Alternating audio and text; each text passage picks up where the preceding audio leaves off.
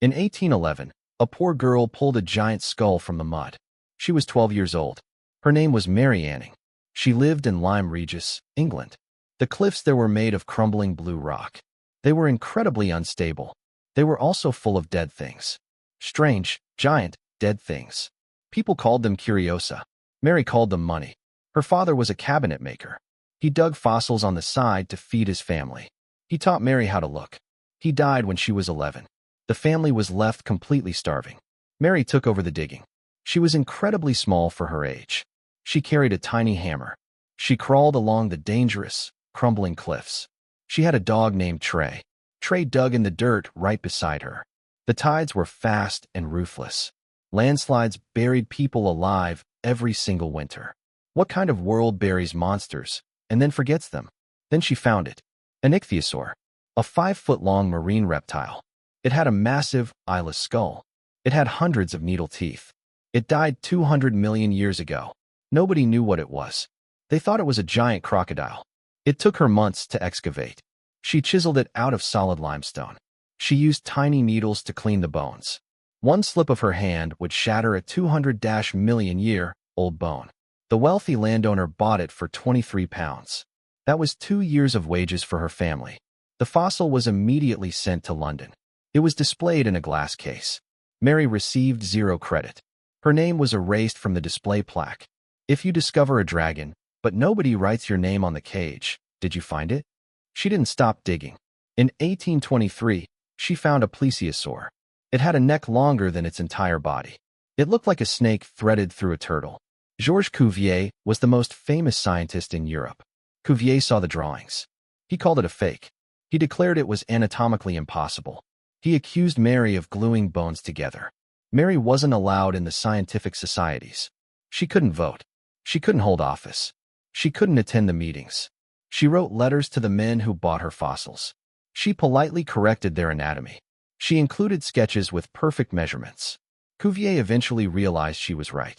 He admitted the Plesiosaur was real. He never apologized to her. Before Mary, the concept of extinction didn't exist. People thought God would never let an animal die out. The Bible said creation was perfect and permanent. Mary's monsters proved the earth was violent.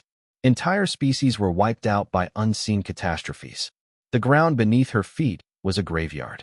In 1828, she found a pterodactyl. It was the first one ever found outside Germany. It was a flying dragon. She proved the skies were once full of monsters. Men in top hats bought her monsters. They wrote long papers about her monsters.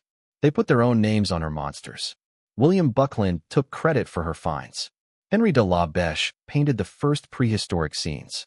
He sold prints of those scenes to raise money for Mary. But he still made his career off her discoveries. Richard Owen invented the word dinosaur in 1842. He used Mary's fossils as the blueprint. He never credited her in his papers. He actively worked to keep her out of the Royal Society. If the entire history of Earth was erased, who gets to write the first draft? Mary kept digging. The cliffs were getting more dangerous. In 1833, a landslide nearly killed her. Her dog Trey was buried alive in the mud. She heard him whining, but couldn't reach him. She kept digging anyway. She survived on a few shillings a week. She sold fossils to tourists from a tiny table. Sometimes, she found nothing for months. Sometimes, she found fossils that changed biology forever. Why do we build statues for kings, but forget the hands that dug them up? Mary Anning died of breast cancer in 1847. She was 47 years old. She was completely broke. The Geological Society of London put up a stained glass window. It was dedicated to her memory. It was the absolute least they could do. They had spent decades stealing her work. They had spent decades ignoring her genius. She wasn't just a fossil hunter. She was a pioneer of paleontology. She found the proof that extinction was real. She proved the world was older than anyone imagined. She proved monsters were real, and they were right beneath our feet. The men in top hats wrote the textbooks. They put their names in the indexes. They wrote the plaques in the museums. Mary's name was left in the dirt. She was a woman, so she was erased. She was poor, so she was bought. She was right, so she was silenced. We still don't know how many species she found.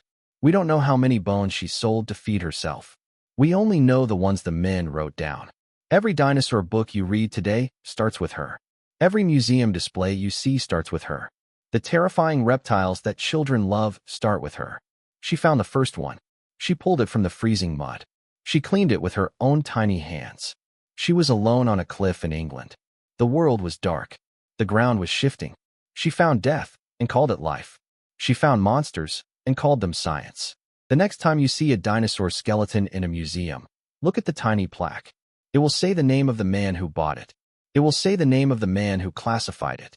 It will never tell you about the girl in the mud. It will never tell you about the 12-year-old girl. The girl who pulled a monster from the dark. The girl who rewrote time. The girl they forgot. The monsters are still in the ground. But the girl is still in the mud. She is holding her tiny hammer.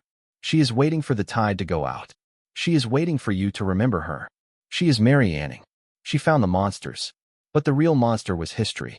History buried her just as deep. History only remembers the men who bought the shovels.